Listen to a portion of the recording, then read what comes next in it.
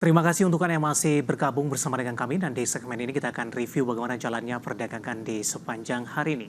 Dan kami ingatkan kembali Anda masih bisa berpartisipasi di WhatsApp interaktif kami di 0812 di 8788 di 3723 seperti yang tertera di layar televisi Anda nantinya. Dan saat ini kami sudah terhubung melalui Zoom bersama dengan Bapak Ahmad Yakie yang merupakan head online trading maksud kami dan teknikal BCA Sekuritas. Kita akan langsung sapa saja Pak Yaki. Selamat sore, apa kabar Pak? Selamat sore Mas ya, baik. Terima kasih Pak Yaki sudah meluangkan waktu di IDX Channel. Tidak terasa Pak Yaki sudah sampai kembali di perdagangan jelang libur akhir pekan. Intraday hari ini indeks harga saham gabungan sempat ke 7.790, tinggal beberapa poin lagi untuk ke 7.800-an. Namun level tersebut tertahan untuk ditembus untuk sementara. Secara keseluruhan, bagaimana review Anda untuk ISG dalam sepekan? Lihat pergerakan energi sepekan sih sebenarnya udah naik ya 3% kalau kita bandingkan dari penutupan Jumat sampai ke hari ini ya, di level di 7754, jadi udah kurang lebih sekitar 3%. Jadi sebenarnya kenaikan ini juga sudah inline dengan proyeksi kami kemarin, dan hari ini juga kita udah proyeksi bahwa kalau memang ISG masih belum kuat di atas 7.800, better untuk take profit dulu, karena memang kenaikan selama 2 hari belakangan yang cenderung signifikan ini ada potensi untuk profit taking sih, karena juga kan kita masih menunggu kan seperti beberapa data yang kemana udah rilis dari US sendiri, data retail udah keluar, tapi dari Indonesia kan nanti kan mungkin nunggu pelantikan dari presiden pemerintahan yang baru Pak Prabowo dan Gibran. Jadi memang masih sebenarnya lebih positif situnya, cuman yang harus diwaspadai mungkin level 7.800 sampai 7.825, kalau nggak kuat better take profit dulu, nanti ada potensi koreksi untuk buy on support di area 7.750-an sih. Di 7.650-an. Baik Pak Yaki, hari ini dari sisi sentimen ini pertumbuhan ekonomi China di kuartal ketiga sudah dirilis begitu Pak. Ada beberapa aspek tertentu, di antaranya secara keseluruhan lebih cenderung masih mengalami perlambatan Pak Yaki. Bagaimana Anda melihat posisi ini berpengaruh tidak nanti Pak ketika masih melambat? Kita harapkan asing akan balik lagi ke pasar domestik, tapi tampaknya pemerintah China mensinyalkan kembali menyiapkan stimulus yang lebih besar ini.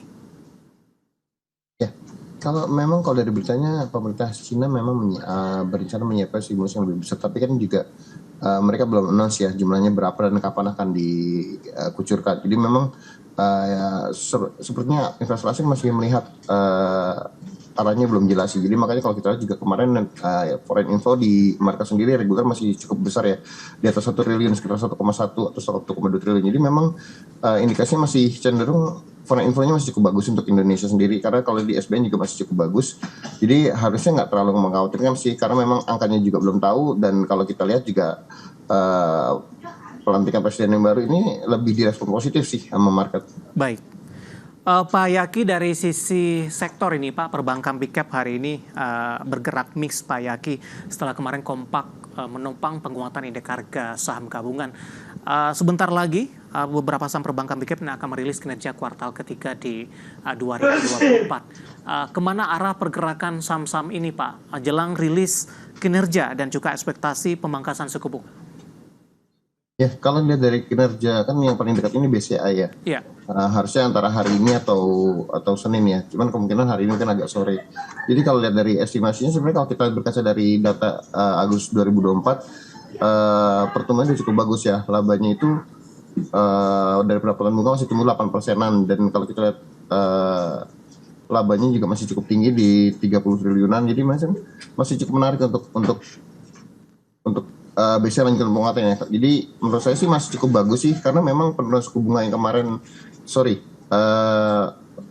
BI rate kan masih ditahan, jadi ada potensi untuk NIM masih juga relatif masih terjaga, jadi nggak terlalu mengkhawatirkan sih. Dan kalau dari siklus 8 bulan kemarin harusnya BCA paling bagus sih dibandingkan big bank lainnya.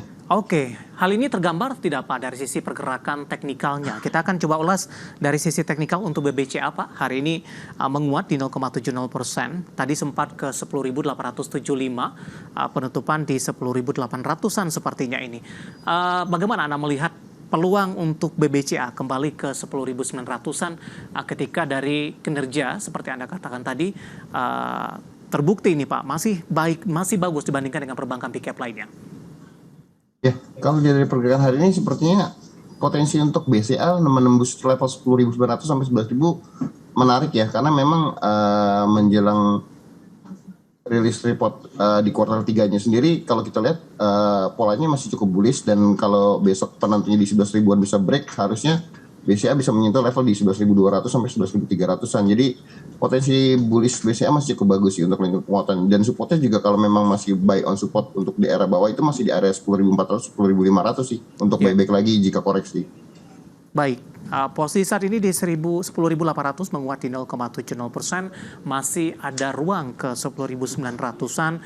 Kemudian juga tadi juga level buyback juga sudah dijelaskan ketika terjadi aksi profit taking untuk BBCA. Kita beralih ke perbankan selanjutnya, ada BMRI, Pak Yaki.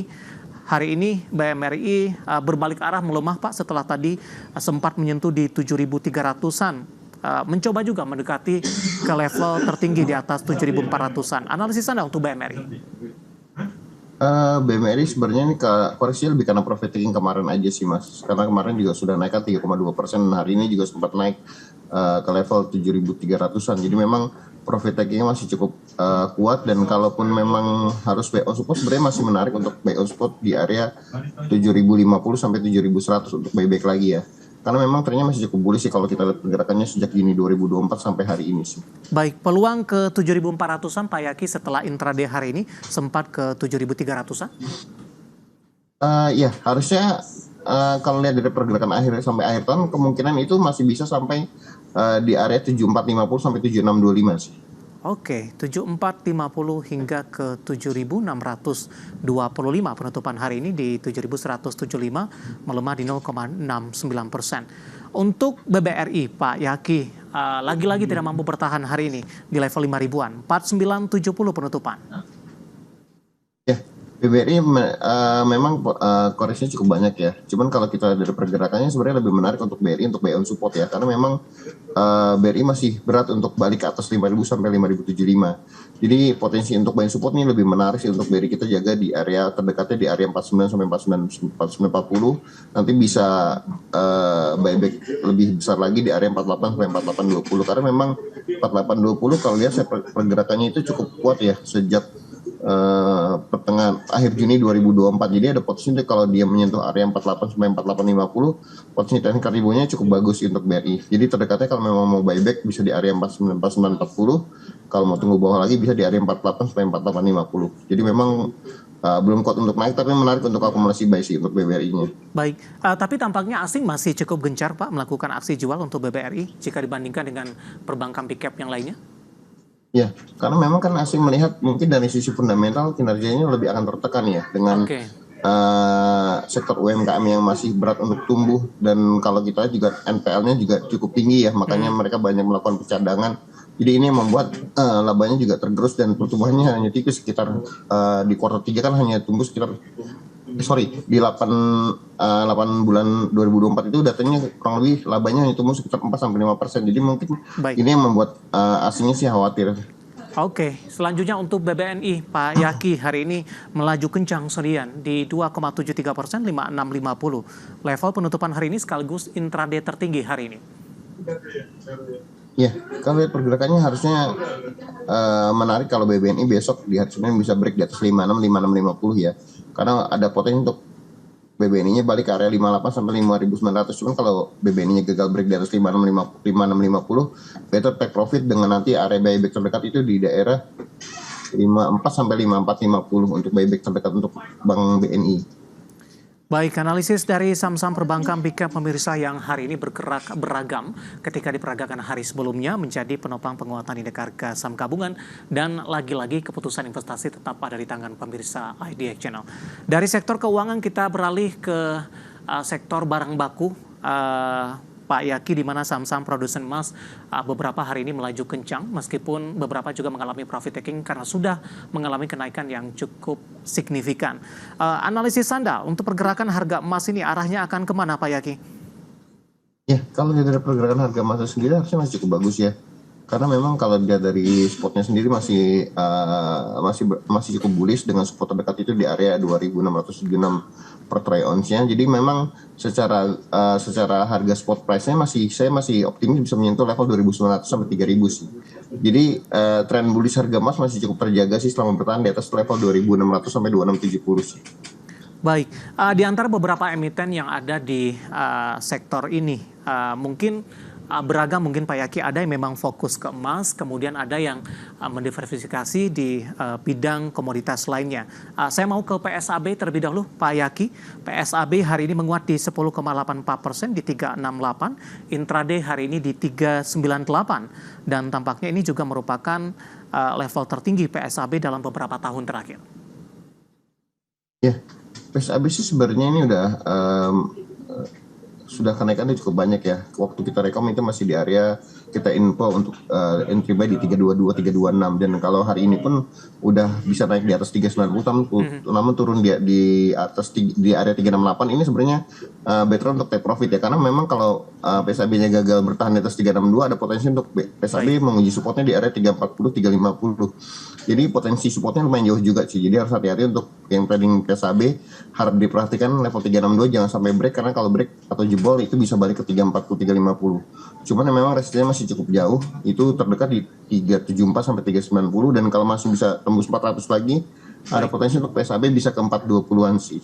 Oke, penutupan hari ini di 368 menguat di 10,84%, dan lagi-lagi keputusan investasi tetap ada di tangan pemirsa IDX Channel.